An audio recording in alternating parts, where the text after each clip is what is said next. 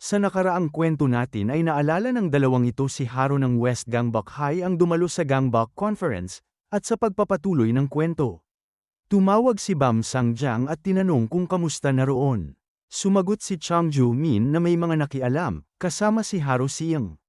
Dagdag pa niya, mukhang magkaibigan sina Haro at Dong Kim, bagay na ikinagulat ni Bam Sangjiang dahil hindi kasama yun sa impormasyong nakuha niya tungkol kay Dong Kim. Sinabi ni Chang Ju-min na mukhang sinusubukan ni Haro na magtagal hanggang dumating si Kim Suyen. Sabi naman ni Bam Sangjiang, hindi agad makakarating si Suyen. May mga taong nakapwesto sa rutang dadaanan nito, kaya tiyak na matatagalan. Ibig sabihin, may sapat pa silang oras para tapusin si Dong Kim. Pinilit niya si Chang Ju-min na tapusin agad si Haro, ayaw niya ng panibagong gulo. Sumang-ayon si Chang Ju at sinabing si Jingguo na ang bahala. Sumugod si Jingguo kay Haro at binanggit kung gaano ito kaaliw sa pandinig. Napansin ni na Daehyun at So Yang ang kakaibang kilos ni Jingguo. Tumindig si Jingguo at ipinahayag na baka hindi man siya kasing lakas ni na Sek Kang o Yojana, siya naman ang ikatlong pinakamalakas sa South Gangbuk High. Hinablat niya si Haro at sinubukang sipain sa mukha. Aminado si Haro na malakas ito, pero kampante siya sa bilis niya. Dinuraan niya ito sa mukha, pagkatapos ay umikot sa likod ni Jingguo, hinawakan ito sa ulo, at sinuntok sa likod. Binilisan niya ang galaw, at sunod-sunod na suntok ang pinakawalan niya. Iniisip na isang tama sa panga ay sapat na. Ngunit sinagot siya ni Jingguo, pinuri pa ang laway nito, at nagtanong kung ito raw ang gusto niya. Nagpatuloy sa pag-atake si Haro, ngunit bigla siyang tinamaan at tumilapon. Hinawakan siya ni Jingguo at sinabing parang mainit ang katawan nito. Sinimulan niyang tanggalin ang damit nito habang binabanggit na tutulungan niya itong lumamig. Agad sumigaw si Chang Ju-min na tigilan na ang kalokohan.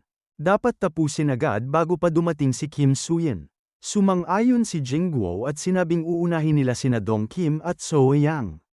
Tinanong ni Jingguo kung ano ang sinabi ni Bam Sangjiang, at sinagot ito ni Chang Ju, palpak ang plano na paadikin sila, kaya kailangan siguraduhin kahit makalusot pa si Kim Suyen, wala na itong magagawa. Inutusan niya si Jingguo na gamitin ang galing nito sa pagkuha ng larawan, gagamitin nila ito bilang panakot kapag dumating si Suyen. Tuwang-tuwa si Jingguo at sabik na nagtanong kung sino ang unang kukuhanan niya. Sinabi pa niya na matagal na siyang gustong kumuha ng magagandang litrato ng mga babae. Ngunit biglang sinampal siya ni Kim Daehyun. Sinabihan niya ito na kung hilig niya ay kumuha ng litrato, selfie na lang ang gawin niya. Tinuloy niya ang paninipa at panununtok kay Jingguo habang ito'y gumaganti rin. Sinabi ni Jingguo na sila rin daw ang nagpapakita ng tiyan at sumasayaw ng sexing galaw, at sila rin daw ang kusang pumunta para makipag-inuman sa mga lalaking hindi nila kilala. Idinagdag pa niya na nagpapanggap lang ang mga ito bilang inosente. Ipinagmalaki niyang siya ang mas mataas at sila'y wala lang. Dapat daw magpasalamat si Daehyun na kahit paano ay napabilang sa ranggo, ika-39. Hinamon niya ito kung kaya siyang talunin, dahil kahit anong pilit nito, hindi ito makakapantay sa kanya. Habang hawak-hawak niya si Daehyun sa ere, sinabing pasensya na kung sinaktan niya ito, pero siya raw ang nagsimula, sa pagsusuot ng ganoong damit at sa pag-astang inosente. Hinimok niya ang mga kasamahan na bilisan ang pagkuha ng larawan habang pinipilit ang dalawa. Ang layunin ay gamitin ito para pigilan ang anumang plano ni Kim Suyen, sakaling makalusot ito. Habang tumatakbo ng ubod ng bilis si Kim Suyen, isa-isang bumagsak ang mga punk na nadaanan niya. Sa isip niya, kailangan niyang magmadali at gamitin ang CHCH Changes card kay Haro. Nagpakita ang quest window na puno ng paninindigan si Haro at biglang umakyat ng husto ang kanyang potensyal. Pinagmasdan siya ni Jingguo habang nakatayo si Haro, at muling nagpakita ang quest window na umabot na sa rurok ang potensyal ni Haro. Nagpaabot ito ng pagbati at naghayag na tuluyan ng nagising ang kanyang potensyal. Bilang espesyal na gantimpala, ibinalik ng quest window ang lahat ng kanyang lakas at sigla. Inayos niya ang bahagi sa kanyang likuran at inisip na tunay ngang abala iyon. Samantala, sinabi ni Chang Ju-min na ipagpatuloy ni Kim Suyen ang kanyang ginagawa at siya na ang bahala sa kalaban. Inilapat niya ang kamay sa balikat ni Haro at iminungkahing, bukod kay Dong Kim, maaari rin nilang gamitin ang dalagang ito bilang panakot kay Kim Suyen. Bigla niyang sinunggaban sa leeg si Haro at inihagis ito sa harapan ng sahig, saka ipinatong ang kamay sa kanyang ulo. Mabilis na sumugod si Jingguo, na sa halip ay nagkomento kung gaano siya kaganda. Sa sandaling yon, nagpakita ang quest window na bilang gantimpala sa paggising ng potensyal ni Haro, nakatanggap siya ng isang Haro Kim Suyen eksklusibong attack card. Ipinahayag ni Jingguo na sisimulan niya sa pamamagitan ng pagkuha ng mga larawan. Ngunit muling nag-abiso ang quest window na nakamit na ang isang Haro eksklusibong attack card, ang Cap Era card, na nagbibigay ng kakayahan sa gumagamit na ilapat ang Cap Era laban sa mas mabagal na kalaban, na nagreresulta sa kritikal na pinsala. Kasunod nito, nagnotipika ang quest window na ginamit ni Haro ang kasanayan, sinipa si Jingguo at itinapon palayo. Dahil mas mabagal ang kalaban, agad siyang sinuntok sa leeg. Samantala, nakahiga si Daehyun sa kondongan ni So Yang, umiiyak habang nagsusumamo na tumigil siya sa pag-iyak. Hindi makapaniwala si Soa na nataman siya sa sikmura, ngunit nagpasalamat din kay Haro sa pagliligtas. Dumating si Kim Suyen at tinawag sina Jingguo at Chang Jumin, sabay sabing naroon na siya at hindi sila dapat huminto. Habang nakatingin kay Haro, pansamantalang natigilan si Suyen. Sa tabi, may isang punk na nagsabing baka nagkamali lang siya ng pasok sa lugar ng konstruksyon at nagpaliwanag na isa lamang siyang inosenteng dumaraan na walang kinalaman sa North Gangbuk. Walang pag-aatubili siyang sinuntok ni Suyen at ibinagsak sa sahig. Nakita siya ni Kim Daehyun at tinawag ang pangalan niya. Agad din siyang lumapit at tinawag ang kanyang kapatid, sabay sabunot sa buhok nito at tanong kung bakit hindi sinasagot ang kanyang mga tawag. Habang nagrereklamo ito na masakit, ipinaliwanag niya na tumakbo siya mula sa bahay dahil sa kanya. Nagbanta ang kapatid na isusumbong siya kay ina na umiinom siya ng alak, ngunit nakiusap si Suyen na huwag gawin yon. Iginiit na hindi naman siya uminom. Dumating si So Yang at agad siyang niyakap, nanginginig sa takot ngunit kamandat upang ay pakitang ligtas na siya. Pinakalma siya ni Suyen, sinabing wala siyang kasalanan at tanging nagkamali lang sa pagkakaroon ng kaibigang pangit tulad ni Daehyun. Hinaplos niya ang ulo ni Soa bilang paghingi ng tawad sa pinagdaanan nito. Lumapit din si Haro at nagpahayag na siya talaga ang dumanas ng lahat. Sumang-ayon si Suyen at pinasalamatan siya sa pagbabantay. Inalok niya itong kumain bilang gantimpala, ngunit tumanggi ang dalaga, na ipinakita ang kanyang tibay. Ikinadina nila si Venus Kim at pinag-usapan ang simula ng after party. Tumanggi si Venus at ipinaliwanag kay Kim Daehyun na lahat ng kanyang ginawa ay dahil sa pagbabanta, sapagkat siya'y isang adik na may malungkot na nakaraan. Tinamaan siya ng kamao ni Daehyun at nagkomento na subukan niya rin maranasan yun, at saka pinuri kung gaano kasarap ang pakiramdam, gaya ng sa mga pelikula kung saan madalas ay sikmura ang tinatamaan. Napansin ni Haro ang tingin ni Suyen at tinanong kung ano ang ginagawa niya. Tumanggi si Suyen, sinabing wala siyang tinitingnan, ngunit sa isip niya ay nakapagtataka kung bakit hindi pa tapos ang quest. Nagpaalala ang quest window na ang pagliligtas kay Kim Daehyun kasama ang isang kakampi ay hindi pa ganap. Nagtaka siya kung bakit, gayong naniniwala siyang nailigtas na niya ito. Iminungkahi ni Daehyun kay So Yang na subukan din ang ginawa niya, ngunit tumanggi ito. Naisip ni Suyen na baka hindi pa niya nakikilala ang tinutukoy na kakampi, o baka kailangan niyang hulihin si Bam Sang-jang na siyang may pakana ng lahat ng ito. Habang iniisip kung saan nagtatago si Bam Sang-jang, lumapit si Haro mula sa kanyang likuran at nagmungkahing tingnan lamang ang sahig. Tinitigan ni Suyen si Venus Kim at inutusan itong tigilan na yon. Tinanong siya ni Daehyun kung bakit, ngunit ipinaliwanag niyang may plano siya at kakailanganin ang tulong nito. Samantala, sa South Gangbuk High Warehouse, nakaupo si Bam Sang-jang at nagbabasa ng mga dokumento. Nagkomento siyang nakatakas si Kim Suyen. Kumpirmado yun ni Chang Jin at inaming hindi niya inaasahan ang taglay nitong lakas. Naalala ni Bam Sang-jang kung gaano kabigat ang naging laban, halos maaga na niya ang pagkakataon, at saka nagtanong kung nasaan na si Jingguo Chen. Ipinaliwanag ni Jumin na sinusubukan niyang iliga si Kim Suyen at binanggit na sinabi niyang bibigyan siya ng oras upang makatakas. Idinugtong niya ang tanong kung nasaan na sila ngayon, at nagulat na may ganitong lugar pala. Sagot ni Bam Sang-jang, ito ang bodega ng South Gangbuk High, na tanging si Sik Kang lamang ang nakakaalam ng lokasyon. Ipinaliwanag niyang dito nila iniimbak ang kanilang supply ng fentanyl at wala siyang nagawa kundi ibahagi ang lugar na ito dahil sinabi ni Jumin na dala niya ang dalagang iyon at ito lang ang pwedeng paglagyan para ikulong siya. Binalaan pa niya si Jumin na mas mabuting hindi siya nagsisinungaling. Inutusan ni Jumin si Venus Kim na dalhin ang dalaga, na ipinakilalang si Daehyun Kim. Tinitigan ni Bam Sang-jang ang dalaga at kinumpirma ngang siya nga si Daehyun Kim. Iminungkahi niyang maaari nila itong gawing bihag upang kalabanin si Kim Soo-yeon, saka inalis ang tape sa labi ng dalaga at sinabing pakinggan na ang kanyang boses. Ngunit isiniwalat ng dalaga na hindi siya si Daehyun, kundi isang copy cloud. Nagulat si Bam Sang-jang at nagtanong kung nilagyan ba siya ng gamot. Napahiyang humingi ng paumanhin si Jumin. Tinawag itong pinakamasama. Nag-usisa si Bam Sang-jang kung ano ang nangyayari at bakit humihingi siya ng tawad. Sagot ni Jumin, hindi niya kinaya ang malupit na pagpapahirap at napilitan siyang ipagkanulo ang South Gangbuk High. Lumipat ang tanawin sa nakaraan, kung saan ipinaliwanag ni Kim Soo-yeon ang plano. Una, inutusan niyang umuwi sina Kim Daehyun at So Yang, dahil siguradong nag-aalala na ang kanilang mga magulang. Umangal si Daehyun, sinabing kailangan ni Soo-yeon ang kanilang tulong. At tinanong kung hindi ba sila bahagi ng plano. Nilinaw ni Soo-yeon na yun mismo ang plano at pinilit silang umalis agad, itinuro pa na naghihintay na ang tsuper ng taxi. Sumang-ayon si Daehyun at saka sila umalis. Matapos makasigurong ligtas nang nakauwi sina Daehyun at So Yang, nagpakita ang quest window na nagsisimula ng masama ng copy cloud. Pagdating ni Huang, inulat niyang ginawa na niya ang iniutos at Jin-aisang ang dalawa. Pasasalamat ang tugon ni Soo-yeon, na tinawag pa itong honey. Idinagdag ni Huang na hindi rin nila alam kung nasaan si Bam Sang-jang. Ipinaliwanag naman ni Soo-yeon na may paraan para malaman yon, at iminungkahing unay atali nila ang copy cloud. Nalito si Haro, inisip na dapat ay umuwi na ito, ngunit siniguro ni Soo-yeon na ipapaliwanag niya ang lahat habang itinatali ito.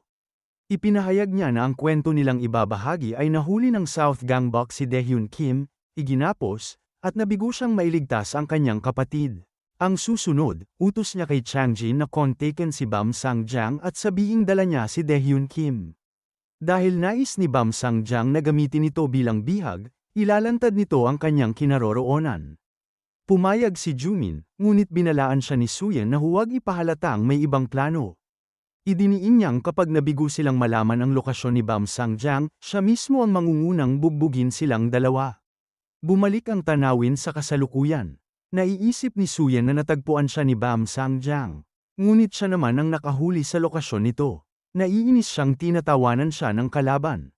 Tinuligsa ni Bam Sang-jang ang kanyang plano, tinawag itong hanggal at binanggit pa ang kanyang kapatid. Habang naglalakad ang lahat, nagnotipika ang quest window na ang copy cloud ay near recall, at tuluyang naglaho ito. Nabigla si Soo-yeon, iniisip kung saan napunta si Daehyun gayong nakagapos pa ito kanina.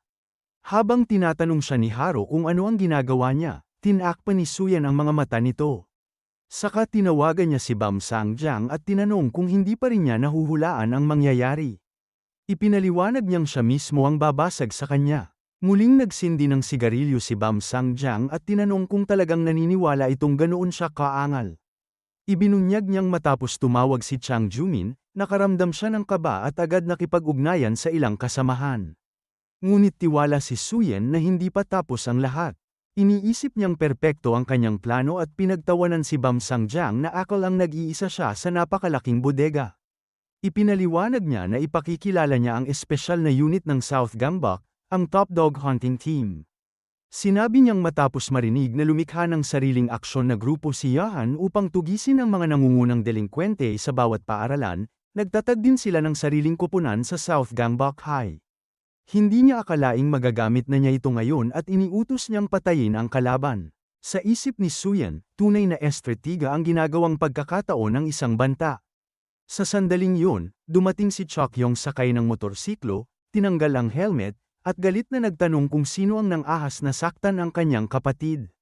Itinapon ni Bam Sang-jang ang sigarilyo at pasiga na nagtanong kung anong ginagawa ng North Gangbuk High doon. Napagtanto ni Soo-yeon na si Chokyong ang hinihintay niyang kakampi. Sa pagtitig sa quest window, napansin niyang pareho silang may iisang hangarin at sinabing oras na upang magsimula. Nag-abiso ang quest window ng pagsisimula ng bagong misyon.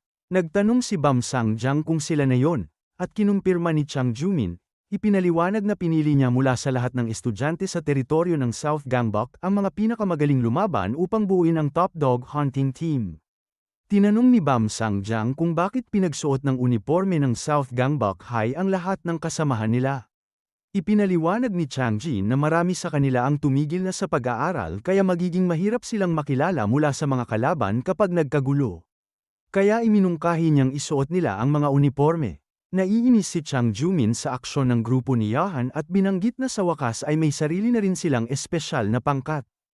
Iminungkahi niyang ipadala ang kalahati ng grupo kay Sekang, habang idinagdag naman ni Bam Sang-jang na itatabi niya ang natitira, dahil kailangang pabagsakin nila si Kim Suyen. Naisip ni Suyen kung bakit tila nahihirapan ang Top Dog Hunting Team sa iisang tao lamang. Samantala, 2 tauhan ang pinabagsak ni Chakyong gamit ang Nietzsche Choke. Nang tanungin ng isa kung sino siya, napansin ni Suyen ang lakas nito. Habang binabayo pa ng mga suntok si Chakyong ang ibang punk, nagtanong siya kung sino ang nang-ahas na saktan si Soa. Sinuri niya ang tibay, lakas, at teknik ng kalaban. Nagtaka si Bam Sang-jang kung paano nagawa ng isang nakapwesto lang sa ika-20 na ranggo na maging ganoon kalakas. Inamin niyang kamangha-mangha ang estilo ng pakikipaglaban ni Chakyong, pero hinikayat ang lahat na kalimutan ito at magtuon sa pagdakip sa tinawag niyang cutie upang makuha ang kanyang headband at ibenta ito online. Sa unay inakala ni Suyen na si Haru Kim Soo-hang, na nasa ika-39 na ranggo, ang tinutukoy. Ngunit nang makita niyang lumalaban si Haro ng may bilis at lakas, napaisip siyang hindi ito maaaring totoo. Tinangka siyang atakihin ng isang punk ngunit mabilis itong nakaiwas. Napansin ni Chakyong na kung sakaling kabilang si Haro sa North Gangbuk High, tiyak na mas mataas ang ranggo nito kaysa 39. Pinatawag ni Bam Sang-jang ang lahat upang sabay-sabay umatake. Mabilis na sinuntok ni Suyen ang kanyang mukha. Nagulat si Bam Sang-jang at naglabas ng sigarilyo. Tinawanan ang sitwasyon at ipinaalala na isa rin siya sa pinakamalakas na mandirigma ng South Gangbuk. Ngunit muling binayo ni Suyen at tinawag itong maghanda sa laban. Nagbigay ng normal card ang quest window na nagpalakas sa kanya laban sa mga mahina ngunit mahina naman laban sa mga malalakas. Nakadetalye na tataas ng isang antas ang lakas ng gumagamit kung mas mababa ang tibay ng kalaban. Nag-abiso ang quest window na tumaas na nga ang kanyang lakas at mabilis niyang pinabagsak si Bam Sang-jang. Hinawakan niya ito sa kwelyo at mariing sinabi na kapag ginulo ang kanyang pamilya, papatayin niya ito. Tumugon si Bam Sang-jang na sinubukan lang niya ngunit hindi niya talaga nagawa. Pinagmamasdan ni Haro si Suyen at napansin na bagaman tila kalmado ito kanina, ngayon ay nag-uumapaw ang galit. Napagtanto niyang matindi ang proteksyon nito sa mga taong mahalaga sa kanya. Habang patuloy ang mabagsik na pambubugbog, inamin ni Haro na magkaiba talaga sila at tinawag itong nakakatakot kahit nakahandusay na si Bam Sang-jang. Itinanong niya kung ito ba'y dahil kabilang sila sa Top Dog Hunting Team at naitanong din kung nasaan ang hinihintay na kakampi. Sagot ni Suyen, magandang tanong yon, saka Lam-inga. Ibinulalas ni Bam Sang-jang na hindi lang ang Top Dog Hunting Team ang kanyang tinawag. Nagpakilala siya ng isa pang darating, si Yula, na agad na sumugod kay Chakyong at inatake ito. Habang tumatakbo sina Suyen at Haro, hinaranggan sila ng ilang punk, tinanong kung saan sila pupunta, at nagbanta na kailangan muna nilang lampasan ang mga ito. Tinawag ni Yuona ang pansin ni Chakyong at sinabing magsisimula pa lang sila. Napagtanto ni Chakyong na kasing lakas niya ang kalaban ngunit mas mabilis. Pinilit niyang hadlangan ang mga atake ngunit hindi niya nasusundan ang bilis nito. Habang tumatagal, mas lalo siyang nahihirapan at napagtanto niyang baka matalo siya. Subalit may tinatago siyang lihim na atake. Sinubukan niyang mag-counter ngunit agad itong nakaiwas. Naisip niyang iyon ay isang atakeng kayang bumuwag ng sinuman. Muling pinuruhan siya ni Yuona, na nagpaalala sa sinabi ni En na minsan sapat na ang isang matinding suntok. Ngayon, panahon na upang ipataw ang suntok na iyon. Bagaman hindi siya kumpiyansa sa bilis, buong lakas siyang gumawa ng isang hagis, ibinagsak ang kalaban sa sahig. Huminga siya ng malalim, iniisip na muntik na siyang mapahiya ngunit masaya siyang kahit papaano'y nagtapos sa patas. Pareho silang napagod at bumagsak sa sahig. Tumindig si Yuona at pinagmasdan siya. Habang nakahiga, naisip ni Chakyong kung gaano ito kaangal na taglay na nga ang lakas at bilis, mahusay pa sa pagtanggap ng mga atake. Iyon ang dahilan kung bakit hindi ito natitinag kahit napalibutan. Ipinasak ni Yuona ang paa sa kanyang bibig, at napagtanto niyang puno ito ng kumpiyansa. Dumating si Suyen, ngunit inunahan siya ni Haro at sinabing siya na ang bahala. Tinawag siya ni Suyen ng dearest, ngunit tinanggihan niya at nakiusap na huwag siyang tawagin ng ganoon. Sumang-ayon si Suyen, at sabay-sabay nilang hinarap si Yujana na nagtangkaring mag-counter ngunit mabilis na nailega ni Haro ang atake. Nag-abiso ang quest window na nabuo ang isang side quest na pinamagatang Revenge, kung saan si Haro ang lalaban at tatalo kay Yujana kapalit ng gantimpalang isang platinum card. Agad siyang sumipa sa mukha ng kalaban at muling nag-abiso ang quest window na ginamit niya ang Cap Era skill, nagdulot ng critical hit, at bumagsak si Yujana sa sahig. Habang nagbabangon, sinuntok niya si Haro ngunit mabilis din siyang binal-ika ng suntok nito. Kapwa sila nagpalitan ng mga atake hanggang sa sinunggaban ni Yujana ang kanyang binti, ngunit tumalon si Haro patungo sa kabilang panig at muling sinipa ang kalaban.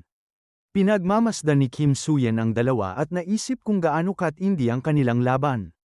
Lumitaw sa isip ni Haro na hindi lang si Yujana isang striker kundi isa ring grappler.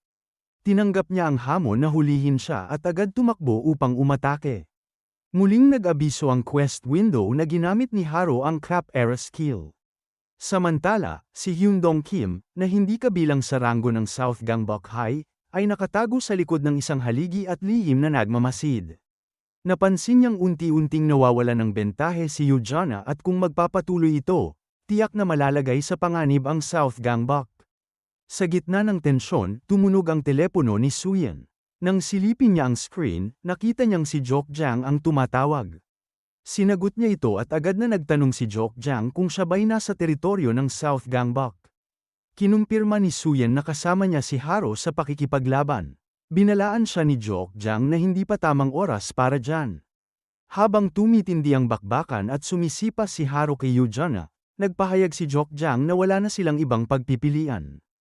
Tinanggap ito ni Suyen at ginamit ang UPK John, ipinatupad ang Sukchiga upang itaboy ang mga kalaban. Nang usisain siya ni Jokjang sa kanyang mga hakbang, ipinaliwanag ni Suyen na hindi na sila pwedeng magsayang ng oras.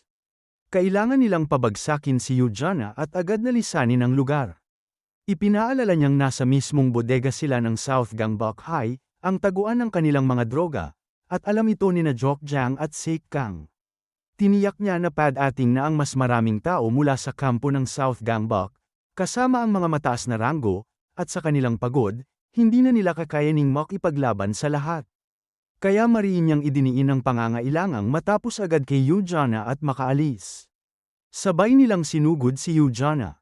Nag-abiso ang quest window na ginamit ni Suyen ang Berserker card, na nagbigay sa kanya ng 2 minutong resistensya laban sa anumang sakit. Sinunod niya ito ng maximum capacity card, na nagdagdag ng 220 libra sa kanyang weight limit sa loob ng 5 segundo. Pagkatapos ay ginamit niya ang CHCH Changes card upang ipagpalit ang kanyang mga istatistika kay Heijen Gu. Kahit alam niyang 5 segundo lamang tatagal ang epekto, nagmamasid si Prono Kim at napansin na pati si Suyen ay sumabak na rin sa laban, palatandaan na nasa alanganin na si Yujana. Habang umaalalay si Haro, iminungkahi ni Suyen na magsagawa sila ng sabayang pag-atake. Pareho silang tumakbo at sabay na sumipa kay Yujana. Sa kabilang panig, dumating ang ilang punk, nagtataka kung bakit patay ang mga ilaw. Isa sa kanila ang nagsabing baka may ibang tao ring naroon. Agad nagbukas ng ilaw mula sa cellphone si Hyundong Kim at itinuro kung nasaan si Yujana. Umamin si Yujana na siya ang nagpatay ng ilaw. Nagmungkahi si Suyen na hanapin ang light switch. Pagbalik ng kuryente, napansin nilang nakatakas si Yujana at nawala maging si Bam Sangjang.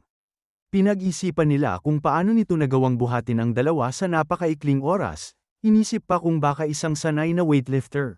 Gayunpaman, buo ang paniniwala ni Suyen na kung dala ni Bam Sangjang ang dalawa, tiyak na bumagal siya.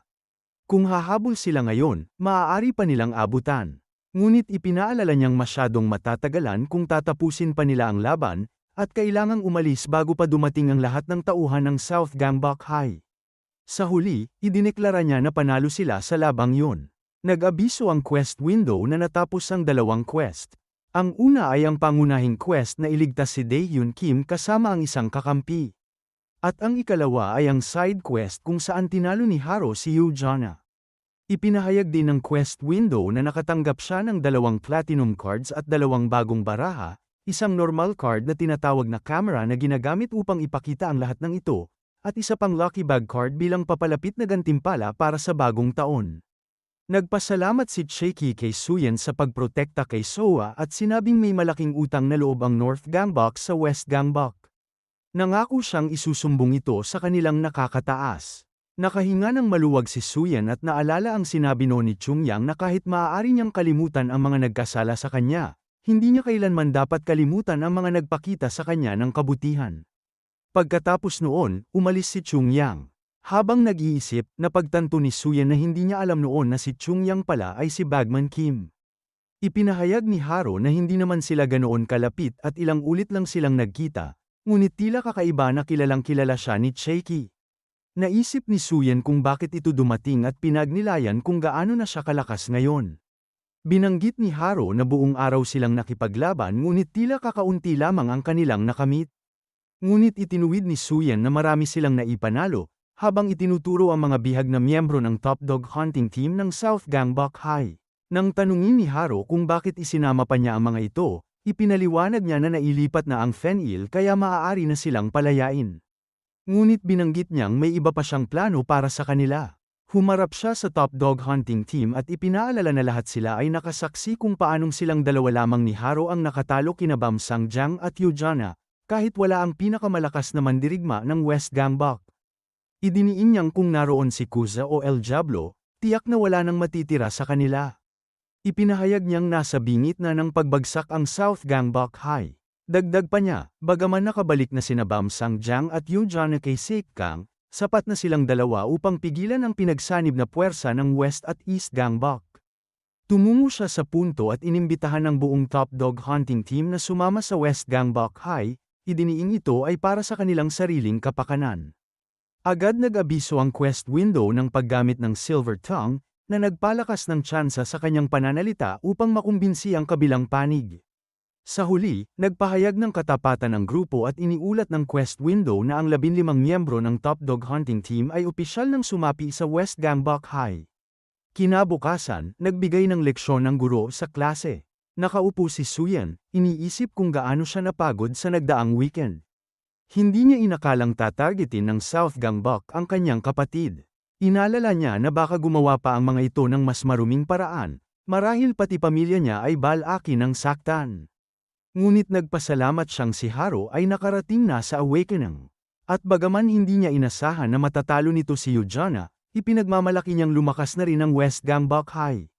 Habang nasa klase, humingi ng pambura si Kisekbik. Sumang-ayon siya at naalala ang kanyang kaklase na nagreklamo ng kagat ng insekto.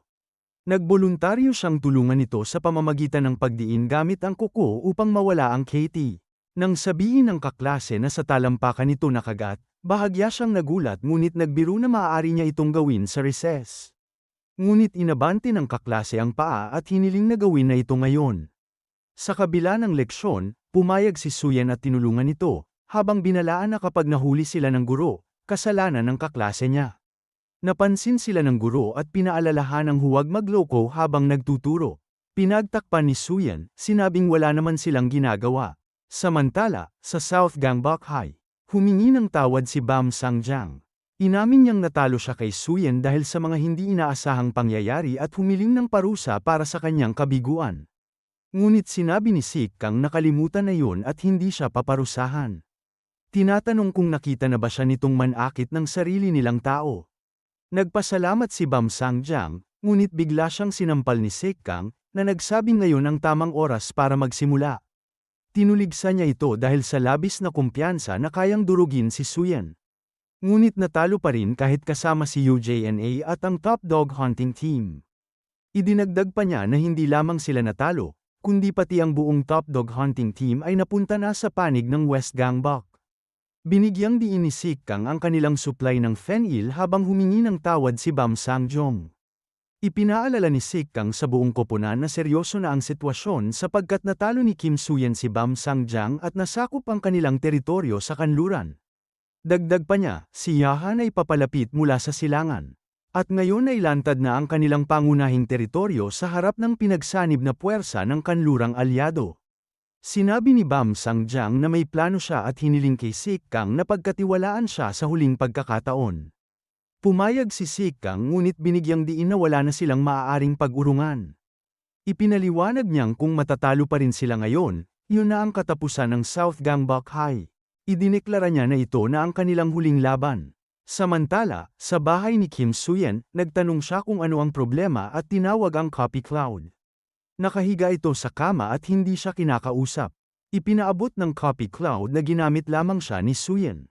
Ipinaliwanag niyang tinawag siya dahil inaya itong mamasyal, ngunit kalaunan ay ginapos at ibinilanggo, isang malinaw na anyo ng pagpapahiya. Inalala ni Suyen ang pangyayari at inamin sa sarili na kung siya man ay nasa kalagayan nito. Magagalit din siya. Naisip niyang malamang naghihintay ito sa dilim, mag-isa at tahimik. Sa huli ay sinabi niya na gagawin niya ang anumang naisin ng Copy Cloud at hiniling dito na sabihin kung ano ang gusto nitong maranasan. Dagdag pa niya na tigilan na ang labis na pagbabasa ng mga libro sapagkat mas mahusay pa itong magsalita kaysa sa kanya.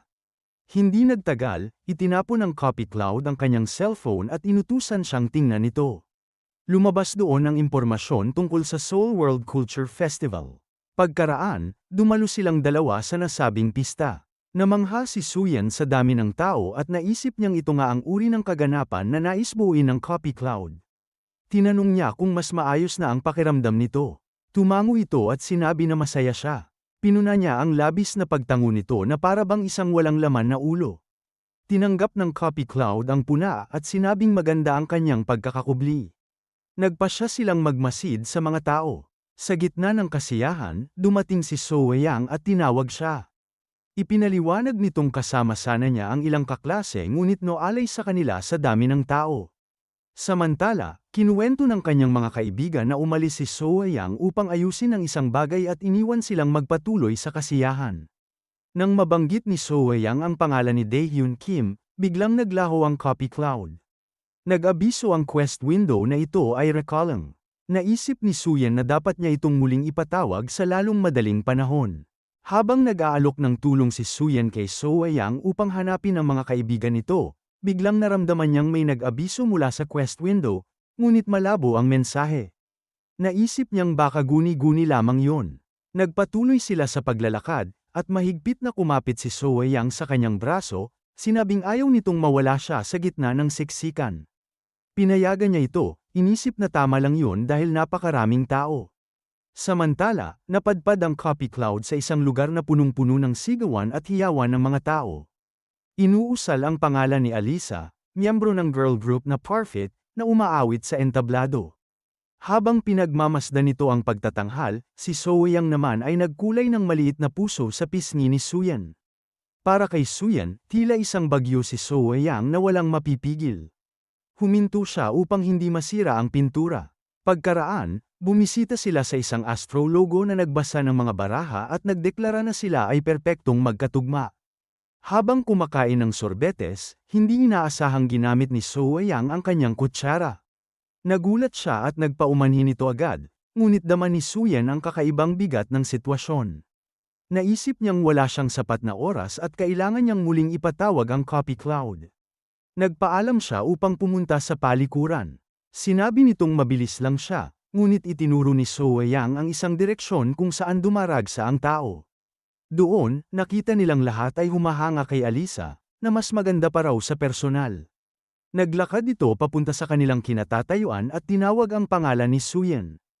Ikinagulat niya, ipinaliwanag nitong hindi sila magkalapit ngunit hiniling na makasama siya. Hindi nagtagal, dumating ang Alisa's Cloud. Habang pinagmamasdan nito ni So Yang, nagtanong kung sino ang bagong dumating. Matatag na ipinahayag ni Alisa na hindi yun saklaw ng iba at sinabi niyang ang kasama niya ay ang kanyang master, ngunit tinawag niyang isang peasant si Suyen. Agad niyang hinawakan ang kamay nito at hinayla palayo, dahilan upang mamangha at mapatigil ang lahat ng tao sa paligid. Isa-isa nilang tinakpan ang kanilang bibig sa gulat, Kabilang na si So Yang na nag-isip na si Suyen nga ba ang kanyang master. Nagsimulang magbulungan ang mga tao, nagtatanong kung totoo bang si Kim Suyen ang tinutukoy na master ni Alisa, at kung ito nga ba ang tunay na Alisa. May iba pang nagduda kung isang social experiment lamang ba ang kanilang nasaksihan. Dahil sa lumalaking kaguluhan, mabilis na hinayla ni Suyen ang kamay ni na So Yang at Alisa, tumakbo ng mabilis at sinabing kailangan nilang makaalis agad.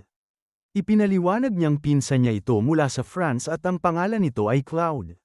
Nagduda si So Yang at tanong kung Claude ang ibig niyang sabihin, ngunit iginiit ni Suyen na Cloud ang pangalan dahil hippie ang mga magulang nito. Sinabi pa niyang hindi ito si Alisa, kundi kamukha lamang, dahil pareho silang may dugong Koreano. Ipinakita niya sa pamamagitan ng kanyang telepono na kasalukuyang nasa livestream si Alisa at ipinaliwanag na nasa loob pa ito ng kanyang sasakyan sa oras na yun.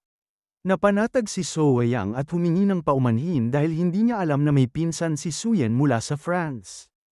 Habang sila'y nag-uusap, nilapitan ni So Yang ang copy Cloud at nagsalita ng Pranses. Nagulat si Suyen at naisip kung paano niya ipapaliwanag, sapagkat hindi marunong ng Pranses ang Cloud. Nagtaka si So Yang kung bakit, gayong sinasabi nitong galing siya sa France. Pinilit ni Suyen na isipin kung paano niya malulusutan ang sitwasyon. Dumating ang mga kaibigan ni So Yang at sinabing matagal nila siyang hinahanap.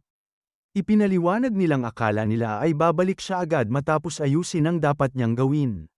Ipinaalala ng isa na tinawagan siya ng kanyang ina, dahilan upang magpasya siyang umuwi. Nagpaalam siya kay Suyen, at kumaway ito bilang tugon, sabay sabing magkikita silang muli. Pagkaalis ng mga kaibigan, sinabi ni Suyen sa Copy Cloud na oras na para maglaan sila ng panahon para sa cousin bonding. Sumang-ayon naman ang Cloud, ngunit napansin ni So Yang na tila kakaiba ang kanilang ugnayan. Hinawakan niya ang isang kutsara at ipinaalam sa kanyang kaibigan na hindi niya ito ipapahiram kaninuman, sabay dinilaan yon, na nagdulot ng dagdag na pagkailang kay Suyen. Sa kabila ng lahat, humingi ng tawad ang Copy Cloud kay Suyen, tinawag itong master, at ipinaliwanag na inakala niyang magandang solusyon ang pagkopya sa isang K-pop star. Ngunit hindi niya inasahan na ganito kalala ang magiging resulta. Pinagaan ni Suyen ang loob nito, sinabing wala itong dapat ipagpaumanhin at maaaring sabik lamang itong makalabas. Namula ang kanyang mukha at inamin na yon ang unang pagkakataon na nakita niya ng malapitan ng isang tanyag na personalidad. Hinawakan siya ng Copy Cloud at nagpasalamat, sinabing nagpapasalamat siya sa pagpayag nito na siya ay mabuhay sa mundong ito. Dagdag pa niya, darating ang panahon na susuklian niya ang lahat ng kabutihang ibinigay nito sa kanya. Samantala, sa silid ng kanilang club, nakaupo si Kim Suyen kasama ang kanyang mga kasama.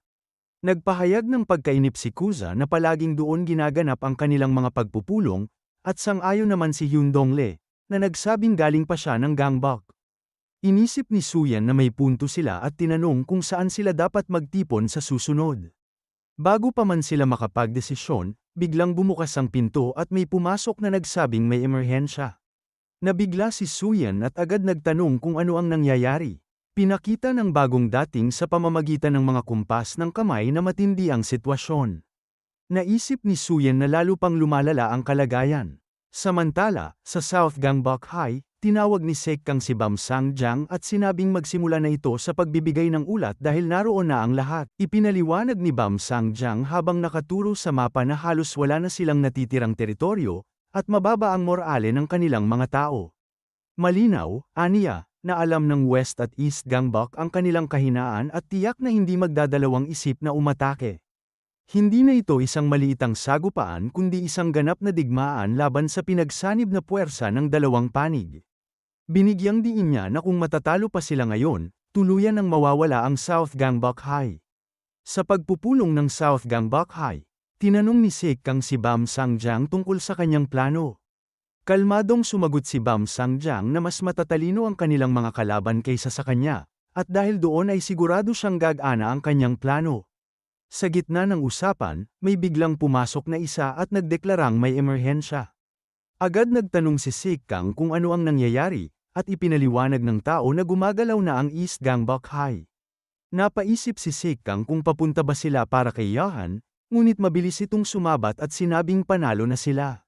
Sa kabilang banda, Sinubukan ni Di Taxo na payuhan itong hayaan na lamang, ngunit pinuna siya ni Siyong Ryo at tinanong kung ang ibig ba niyang sabihin ay sobra siyang maingat. Kinwestiyon nito kung hindi ba iisa lang ang kahulugan ng dalawa. Hindi nagustuhan ni Yahan ang kanyang tono at tinawag siyang kahihiyan ng kanilang grupo, dahilan kaya iniisip ng iba na puno ng hanggal ang East Gangbok High, at siya ang pinakamasahol. Dumating din si Chang Won-yam habang si Siyong Ryo ay nagpresentang siya ang magtuturo sa kanila. Tinanong niya kung nasabihan na ba si Suyo Kim, at kinumpirma ni Siyong Ro na papunta na rin ito kasama ng kanyang tropa. Masaya namang nagkomento si Yahan na mabuti yun at iminungkahi na tawagin si Sik Kang para pamunuan silang lahat. Samantala, sa kabilang panig, ipinaliwanag ni Hyun Dong Lee na bagamat mas marami ang mandirigma ng East Gangbok High, kakaunti ngunit makapangyarihan ang South Gangbok High. Marami itong mga malalakas na manlalaban at iba pang mahuhusay na individual, samantalang binubuo naman ng East Gangbok High ang piling-piling mga mandirigma.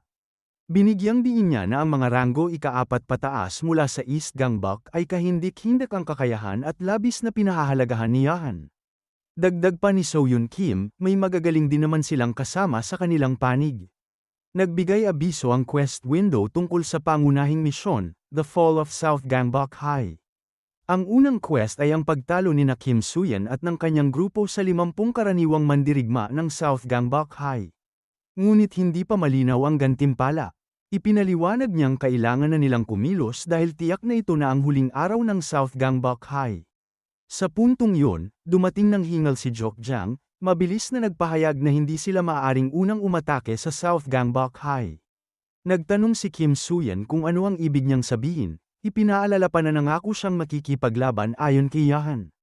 Ngunit mariing ipinaliwanag ni Jokjang na yun mismo ang dahilan kung bakit hindi sila dapat mauna. Kung sila ang unang umatake, tiyak na pagkatapos ng labanan, kapag pagod na sila, agad silang tatraydoren ng East Gangbok High. Sinabi ni Jokjang na tiyak na babagsak ang South Gangbok High ngayong araw dahil sa puwersa ng West at East, ngunit pinaalala niyang hindi permanente ang alyansang yun.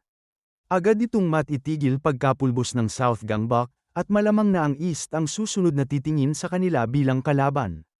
Kaya't malinaw na gusto ni Yahan na sila ang unang umatake para sa kanila mapunta ang bagbog at kapag nanghina na, saka sila dudurugin ng East Gangbok High. Pinapurihan ni Suyan ang payo at nagbigay ng palakpak ang lahat para kay Jokjang, na medyo nahiya at nagbiro pang namumula siya.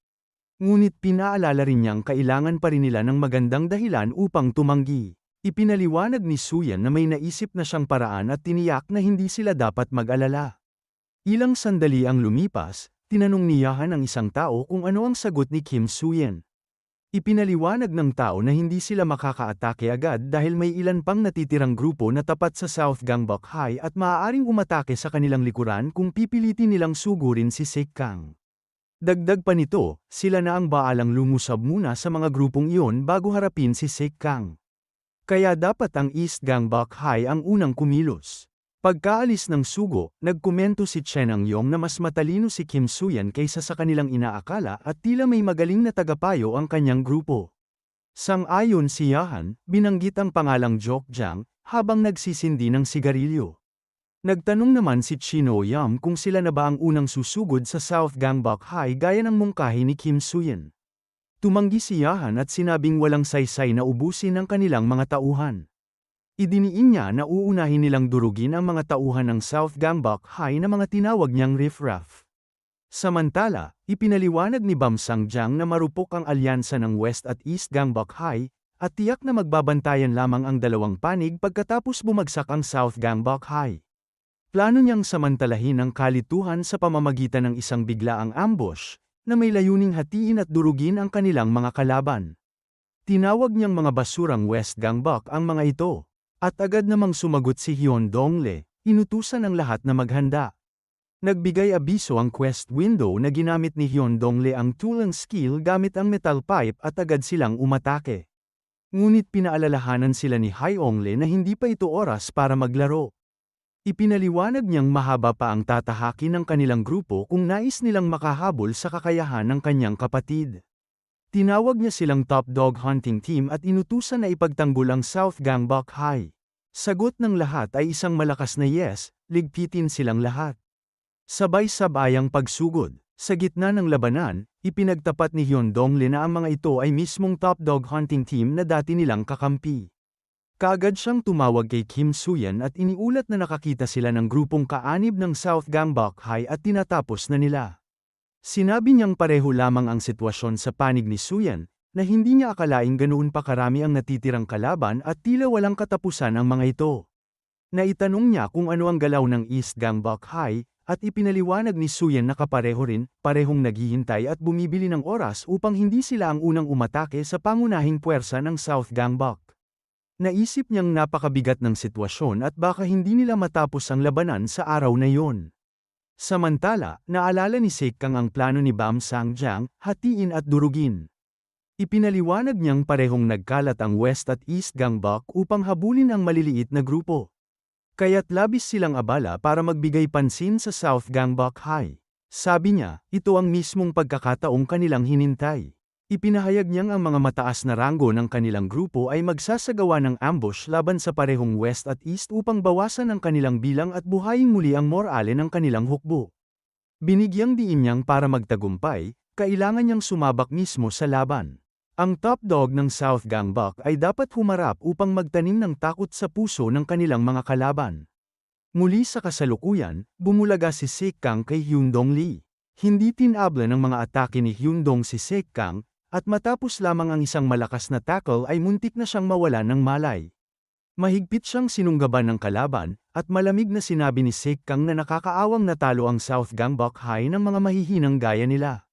Sa gilid, kinilatis ng top dog hunting team ang eksena at kinilabutan ng makitang si Sik-kang ay tinatawag na Rhino. Agad silang nagbulungan na wala silang laban sa halimaw na yun. Tinakat sila ng mismong presensya nito, na para bang handa silang mawasak anumang oras. Ipinaabot nila kay Kim Soo-yeon ang balita, may malaking problema dahil dumating si Sik-kang mismo sa kinaroroonan ni Hyundong-lee. Inamin nilang sila ay inatake habang hindi nakabantay. Tumugon si Soo-yeon na hindi siya kailanman nagpabeya, at humingi ng paumanhin habang iniisip na maingat niyang pinagpares ang pinakamahuhusay na manlalaban. Pinaalala ni Kuza na ipinares ni Soo-yeon si Haruki Jiakjang, habang siya'y kasama ni Kyuja. Ang panghuling pares naman ay sina Hyundong-lee at Go Hae-jin. Biglang dumating si Hae-jin, at nagbigay abiso ang quest window na ginamit niya ang camera card, isang normal na card na nagpapalabas ng holographic screen upang masubaybayan ang isang kasapi ng grupo. Ipinakita nito ang laban ni Sik-kang at Hae-jin. Tumapat sila sa isa't isa, at tinanong kung yun ba ang una nilang paglalaban. Kumpirmado ito, at sinabi ni Sik-kang na plano nilang hatiin at durugin, ngunit umaasang maiiwasan ang laban na yon. Ngunit sa panig ni Soo-yeon, naisip niyang bagamat may Sik-kang ang South Gangbok, sila naman ay may Go Hae-jin, at nagsisimula na ang isang laban na tila isang boss fight. Habang nagsasalpukan ng Rhino at si Hae-jin, tumindig ang balahibo ni Kim Soo-yeon, iniisip na ito na ang simula ng pinakamapanganib na yugto ng labanan. Inisip ni Kim Soo-yeon na kayang talunin ni Go Hae-jin si Sik-kang. Batid niyang matibay at matapang si Hae-jin at oras na upang ilabas nito ang buong lakas. Sumiklab ang sagupaan, at sa bawat salpukan ay umaalingaw ang tunog ng kanilang banggaan. Mabilis na nakalapat ang kamao ni Hae-jin sa mukha ni Sik-kang, dahilan upang mabuwal ito at masaktan ng husto. Isa sa mga kasapi ng grupo ang napabulalas, tinawag yung isang malinis na tama at inakala na mabilis ding matatapos ang laban. Sagot ng kasama niya, gaano man katibay si Sik-kang, ibang antas ang mga suntok ni Go Hae-jin. Masigla nilang hiyawan si Hae-jin, pinupuri ang kanyang kalamangan at hinihikayat siyang tapusin na ang laban. Sa isip ni Soo-yeon, naroroon ang KY fighting method, at sa isang huling suntok, tiyak na tagumpay ang makakamtan. Ngunit habang sumusugod si Hae-jin, hinubad nito ang kanyang pang-itaas at naghanda sa muling pag-atake. Sa kabilang banda, ipinaliwanag ni Yahan kung bakit tinatawag si Sik-kang na Rhino. Ayon sa kanya, maaaring bugbugin ng kalaban ang katawan nito, ngunit sapat na ang isang tackle ng Rhino upang baliktaran ang laban. Tinitigan ni Soo-yeon ang quest window, iniisip na hawak na nila ang tagumpay kay Go Hae-jin. Subalit bigla siyang napatigil, nakita niyang muling umatake si Sik-kang. Muntik nang bumigay si Hae-jin, ngunit pinilit nitong manatiling matatag, pinipigilan ang bawat galaw ng Rhino. Malapit na ang kanyang panalo, Subalit kapalit nito ay ang pangambang baka matalo rin sa isang iglap. Pagod at sugatan na rin si Sikkang sa dami ng tinamong tama. Kung makakalusot lamang si Heijan at makapagpatama ng isang malakas na suntok, tiyak na tagumpay ang sa kanya. Ipinaliwanag ni Yahan na ang pagiging rhino ni Sikkang ay hindi lamang dahil sa lakas ng kanyang balikat, kundi dahil na rin sa likas nitong pagiging agresibo. Kahit na herbivore, aniya, ang mga rhino ay marahas at walang inuurungan. At gaya ng kanyang sinabi, muling sumugod si Sikkang, paulit-ulit na tinatangkang ay patama ang tackle hanggang sa magtagumpay. Sa isang malakas na suplex, ibinagsak ni Sikkang si Heijan. Sa isip ni Heijan, tinanggap niyang iyon na marahil ang huling bugso ng laban. Nahulog siya sa sahig, at matapos ang pagbagsak ay ipinahayag ni Sikkang kay Bam Sangjang na natapos na niya si Heijan. Ikinagalak yun ni Bam Sangjang, tinawag itong mabuting balita dahil matagumpay nilang naisagawa ang plano ng divide and conquer. Alam niyang malaking kawalan para sa West Gangbok High ang pagkawala ni Heijan. Nang tanungin niya si Sikkang kung kumusta ito, inamin ng rhino na sugatan din siya ng matindi. Samantala, inisip ni Kim Soo-yeon na nawalan ng tiwala si Yahan sa sarili matapos magapi ng mag-isa ang buong action team ng East Gangbok. Ipinaabot niya ang balita na naroon si Yumna, at ipinaliwanag kung paanong inambus ni Yujana ang action team A at walang nakaligtas upang makipaglaban pa. Sa panig naman ng West Gangbok, malinaw na natalo si Gu Heijan. Alam nilang sinamantala ng South Gangbok High ang sitwasyon upang makalamang. Ipinahayag ni Chang Gangyong na malupit ang pagkakaistratehiya, at tinanong kung kailangan na ba niyang lumapit mismo. Dumating si Kim Soo-yeon sa lugar, nabigla ang ilan, hindi makapaniwalang dumating ito ng mag-isa. Ang iba ay humanga pa, tinawag siyang matapang at cool. Napangiti ang lalaki. Iniisip na isang kaakit-akit na kalaban si Soo-yeon. At tinanong ang sarili kung ano ang pakay nito. Ipinahayag ni Soo-yeon na nagkaroon siya ng kasunduan kay Yahan, mananatili silang magkaalyado pagkatapos nilang pabagsakin ang South Gangbok High. Paliwanag niya, malinaw na ngayon ang hangarin ng bawat panig, kaya hindi sila basta aatakihin ng South Gangbok sa likod. Tinawag niya si Ji Hyeljang at ipinaalam na hindi na kailangang mag-alala. Samantala, nagbubulungan ang mga kasapi ng South Gangbok. Ipinahayag ni Jonal Bang na narinig niyang natalo si Gu Heijan. Sumang-ayon si Yang Gibang, nagtatanong kung ano ang ginagawa ni Kim Soo-yeon doon. Ginamit ni Soo-yeon ang Yet Bopti John at Hanol Bapi, habang nagbigay abiso ang quest window tungkol sa pangunahing misyon. Ang pangalawang quest ay ang pagtutulungan ng West at East Gangbok High upang talunin ang 20 mataas na antas na mandirigma ng South Gangbok High. Ipinahayag ni Soo-yeon na oras na para sa paghigante. Nagbigay muli ng abiso ang quest window na na-update ang quest. Lumapit si Soo-yeon kay Haro at tinanong kung kumusta siya, at sagot nito ay maayos siya. Sunod niyang tinanong si Kuza, na nagsabing nakararamdam siya ng kakaiba. Muling nagbigay ng abiso ang quest window, ang level up quest para gisingin ang mga kasapi ng crew na may potensyal na ranggong A o mas mataas. Gantimpala nito ang superior level up cards para sa lakas at resistensya, pati na rin mga superior random attack cards. Sa kabila ng lahat, naramdaman ni Kuza na may kakaibang gumigising sa loob niya. Nagbigay ng abiso ang quest window na nagsisimula ng gumalaw ang kanyang natatagong potensyal. Samantala, nilapatan ng benda si Sikkang sa kanyang mga sugat. Habang pinapahinga ang katawan, inamin niya na hindi niya inasahan ang ganoong katinding lakas mula sa kanyang nakalaban. Sumang-ayon si Bam Sangjang na hindi na ito kayang lumaban sa kasalukuyan at pinayuhan siyang magpahinga. Naibulalas ni Sikkang na kung mas naging desperado lamang siya, baka nakuha niyang talunin ang kalaban. Tinanong niya kung ano ang susunod na hakbang. Ipinaliwanag ni Bam Sangjang na ang plano ay pag-awayin ang West at East Gangbok High. Nagduda si Sikkang sa posibilidad ng tagumpay nito, ngunit iginiit ni Bam Sangjang na bagamat mahirap, mahalaga na magtanim sila ng hidwaan sa pagitan ng dalawang panig upang umatras ang parehong partido sa teritoryo ng South Gangbok. Dagdag niya, kailangang muling magbuo ng puwersa matapos ang lahat. Hindi nagtagal ay may sumugod na tauhan. Nagsasabing may masamang nangyari. Ipinaalam nito na nakipag-usap si Kim Soo-yeon kay Yahan at nagkaroon ng mainit na pagtatalo ukol sa kanilang alyansa. Mula noon, ganap nang nagkaisa ang West at East Gangbok laban sa kanila at malamang magsisimula na ang matinding opens iba. Nagulat si Bam Sangjiang, hindi inaasahang nakumbinsi ni Suyan si Yahan. Payo niya kay Sik Kang na magpahinga muna at siya na ang maghahanda ng susunod na plano. Inutusan naman ni Sik Kang na palakasin ang morale ng kanilang mga tao sa pamamagitan ng balitang siya ang tumalo kay Gu Heijen. Nang gumaling, tiniyak niyang hahanapin at haharapin niya si Kim Suyan. Paglaon, tinipon ni Dong Yuwang ang lahat, inihayag na natalo ni Sik Kang si Gu Heijen at yun ang hudyat ng bagong panahon para sa South Gangbok High.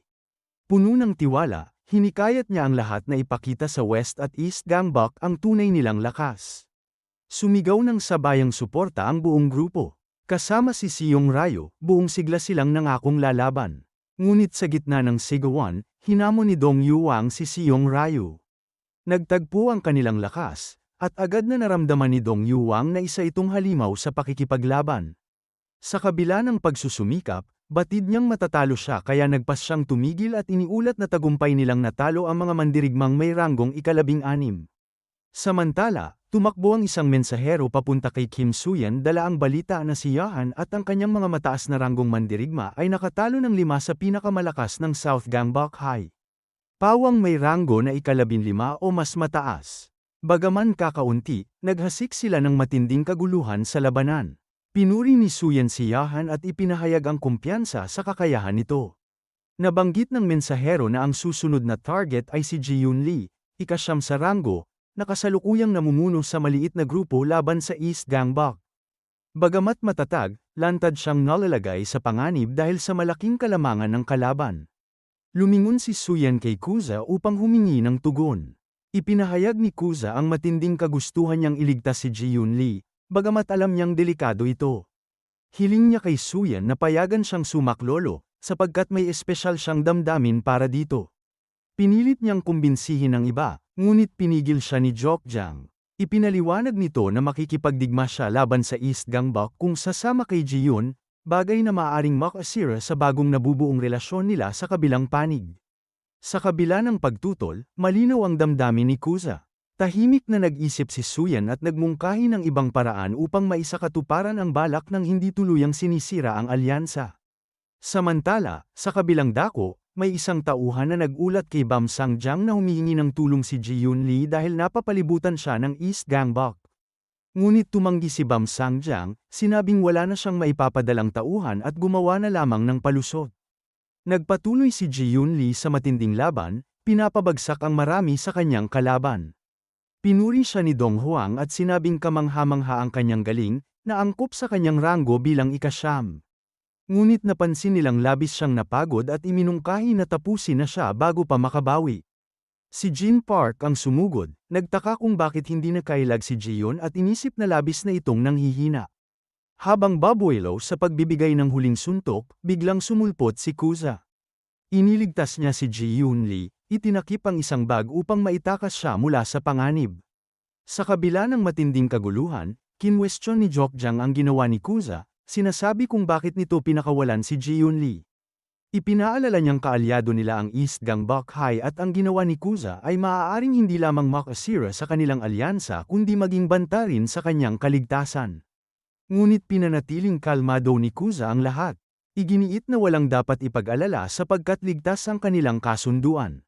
Sa mapagbiro niyang tinig, tinawag pa niyang bad kitty si Ji-Yun dahil sa bag na nakatakip sa kanyang bibig. Doon, nakilala siya ni Jin Park. Sa pagkamangha, tinuoy siyang si Kuza ang taong mag-isang sumalakay sa North Gangbok at tinalo si Chen Akyong. Ipinakilala ni Jin ang sarili bilang Bagman Kim, isang bihasang master ng Taehon. Tinulungan niyang itakas si Ji-Yun, at sa kalituhan nito, tinanong kung bakit siya tinutulungan. Sagot ni Kuza, may bagay na kailangan niyang ibalik sa kanya, isang pahayag na lalo pang nagpalabo ng sitwasyon.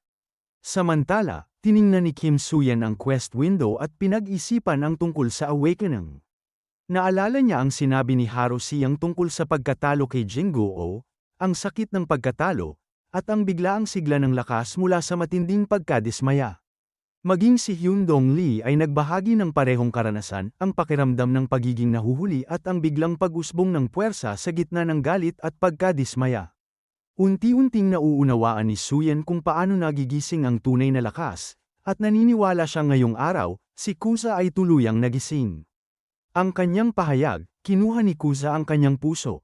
Sa kabilang dako, dumating si Yujna at kinausap si Hakhenju, nagtatanong kung bakit sila pinapunta rito sa gitna ng digmaan.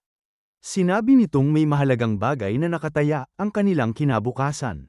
Ipinaliwanag niyang habang patuloy ang East at West Gangbok sa pag-atake, sila naman, bilang mga mataas na ranggong mandirigma, ay nagiging target din. Ngunit paano naman ang mga kasama nilang masasakripisyo? Binigyang diin niya na wala ng pag-asa para sa South Gangbok at na kapag nakuha si Sekkang, matatapos na ang digmaan. Iminungkahi niyang wakasan na ito alang-alang sa kanilang tropa. Ngunit sinalubong siya ng suntok at insulto ng isa sa mga kasama, ipinapaalala kung gaano kalaki ang naitulong ni Sekkang at kung paano sila lahat may utang na loob dito. Mariin itong tinutulan ang ideya ng pagtataksil. Sinabi ng isa pa na kung nais niyang sumuko at lumipat sa West Gangbok, siya na lamang ang gumawa nito. Lumabas siya ng silid, kasama ang kanyang mga tauhan, iniwang alanganin ang samahan. Samantala, magkasama sina Kuza at Ji-Yun Lee. Dito, inamin ni Kuza na kinuha niya ang kanyang puso. Nagulat si Ji-Yun, agad nakilala ang tinig, siya ang rascal na nakilala niya noon, ang lalaking may kasamang stray cat. Hindi siya makapaniwala na naroroon ito at animoy nangungutya habang patuloy siyang nasasaktan. Subalit pinigilan siya ni Kuza, pakiusap na huwag muna siyang magsalita at tingnan siya bilang higit pa sa isang kaaway. May nakarinig sa kanilang linya at napabulong na nakakapangilabot iyon at sulit isulat. Nagpatuloy si Kuza, umaasang mararating ng kanyang damdamin ang puso ni Ji-Yun. Sinabi niyang ang nakikita niya ngayon ay ang likod ng isang lalaking baliw sa pag-ibig. Dumating si Dong Huang at ang kanyang mga tauhan, nagbabala na mag-ingat dahil ang kaharap nila ay ang lalaking tinalo si Chin Hak-yong, isang master ng Tekken. Ramdam ni Kuza na magsisimula na ang kanyang laban. Sinugod siya ng mga tauhan, tinatawag siyang mahina at sabay-sabay siyang binulabog. Ngunit biglang tumulong si Ji-Yun, kumalas ng espada at inangkin ang laban, idineklara na ang kaharap nila ay ang likod ng isang lalaking baliw sa pag-ibig. Dahil sa kanyang tulong, muling nakapagsikap si Kuza, ramdam ang pagbabalik ng kanyang lakas. Pasasalamat ang kanyang naramdaman, at alam niyang ito na ang simula. Ngunit iginiit ni Ji-Yun na bumalik siya sa kanyang lugar. Siya na raw ang bahala sa mga mahihinang kalaban. Habang nakikipaglaban, iniisip niyang nakakatawa na may isang kagaya ni Kuza na nagmamahal sa kanya, sapagkat sa sarili niya, wala siyang karapatang mahalin. Hindi nagtagal, nagulat ang lahat nang biglang sumiklab ang kakaibang bilis ni Kuza. Itinapon niya si Jin Park sa pamamagitan ng nakamamanghang lakas. Nabigla si Jin Park, tinawag siyang fatty at sinabing imposibleng magkaroon ng ganoong bilis ang katawan niya. Iniisip kung may ginamit ba itong daya. Maging si Ji-Yun ay nagtataka, ramdam muli ang kakaibang enerhiya sa kanyang katawan. Ngunit tumindig si Kuza, ipinahayag na ito ang lugar kung saan siya dapat naruroon. Sa gitna ng kaguluhan, sumagi sa kanyang isipan ang mga alaala ng kanyang ama, si Paul Bong-yong. Isinumbong ng kanyang ama ang pagnanais na ipaalam sa kanya ang katotohanan, ang kanyang tunay na pinagmulan. Mariing tinutulan ng kanyang ina, nais na manatili siyang walang alam. Ngunit iginiit ng kanyang ama na may dugo ng Yakuza sa kanyang mga ugat. Ang dugo ng Yanaki, ang pinakamakapangyarihang Yakuza Syndicate sa buong Japan. Narinig ang tanong kung ano ang maaaring mangyari kapag ang kanilang anak ay naging isang white ghost, at kung kaya ba niyang akuin ang pananagutan doon. Nais malaman ng ama kung sino ang tinutukoy na white ghost, ngunit agad itong ibinasura ng babae at sinabihan siyang huwag kailanman banggitin ito kay Kuza. Sumang-ayon siya at sinarili ang iniisip na baka dapat niyang ipaalam kay Yakuza ang katotohanan tungkol sa dumadaloy sa kanyang mga ugat. Habang iniinom niya ang tsaa, lumipat ang tagpo kay Kuza na nakikipaglaban kay Jin Park. Naguluhan si Jin Park nang tawagin siya ni Kuza na pangit ngunit malakas. Sa kabilang banda, napaisip si Kuza tungkol sa dugo ng Yakuza Syndicate na matagal nang namamayani sa Japan, at nagpasya siyang tugisin si Ji-Yun Lee, subalit tumanggi ito. Doon siya nagsimulang magduda kung ang dugo ng Yamazaki sa kanyang loob ay maaaring magbunsod ng isang bagay na hindi pa niya nauunawaan. Muling nagbigay alam ang quest window na ang potensyal ni Kuza ay tila pumipintig. Makalipas ang ilang sandali, magkasamang nakatayo sina Kim Suyan at Haru Siang. Nag-usisa si Haru tungkol sa sitwasyon, at kinumpirma ni Suyan na tama ang kanyang inilalarawan. Naibagsak na nila ang kanilang mga kalaban, ngunit paulit-ulit pa rin itong bumabangon na para bang walang kapaguran. Ayon kay Haro, hindi man gaanong banta ang mga ito, tunay na nakakaabala pa rin. Napansin ni Suyan na higit na nakapagtataka dahil dati mahihina lamang ang kanilang mga kalaban. Biglang nagbigay abiso ang quest window na muling bumabangon ang South Gangbok High. Tila pinapalakas ng di matinong pinagmumulan. Isa sa kanila ang nagpahayag na hindi sila pwedeng sumuko, habang napansin naman ni Suyan na ang kanilang mga kalaban ay mas lalo pang lumalakas sa bawat pagbangon. Hanggang dito na lang muna mga bossing.